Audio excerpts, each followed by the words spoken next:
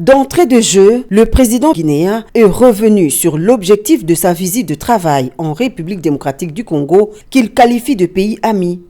Le général Umbalo revient sur les sujets évoqués lors de huis clos avec son homologue Félix-Antoine Tshisekedi Tshilombo. Des sujets qui tournent autour d'une coopération dans plusieurs domaines d'intérêt commun.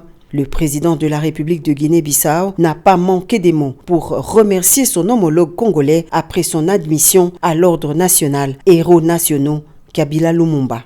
Chaque fois qu'un frère reconnaît les valeurs de l'autre, et puis ça, je porte une haute distinction de la République sœur du Congo. Et ça, je vais le partager avec le peuple bissau-guinéen. Une fois qu'un chef d'État est décoré, ce n'est pas lui en personne.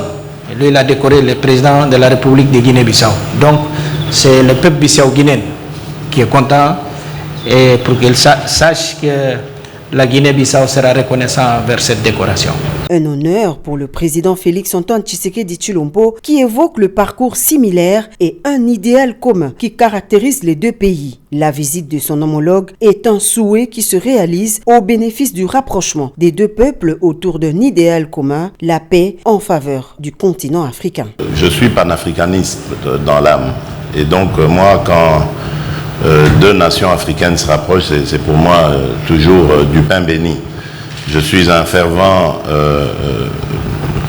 activiste de la cause de la zone de libre-échange continentale et je suis convaincu que le jour où l'Afrique deviendra vraiment cette zone de libre-échange, on parlera de nous autrement.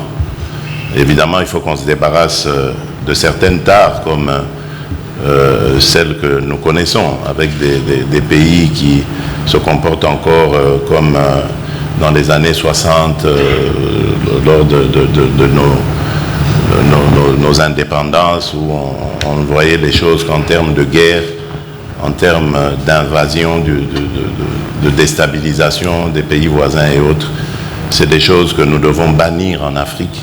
Les deux chefs d'État s'engagent en faveur de l'ouverture dans les prochains jours des représentations diplomatiques dans leurs pays respectifs. Une commission mixte composée des délégués de deux pays sera mise en place pour y travailler au plus vite.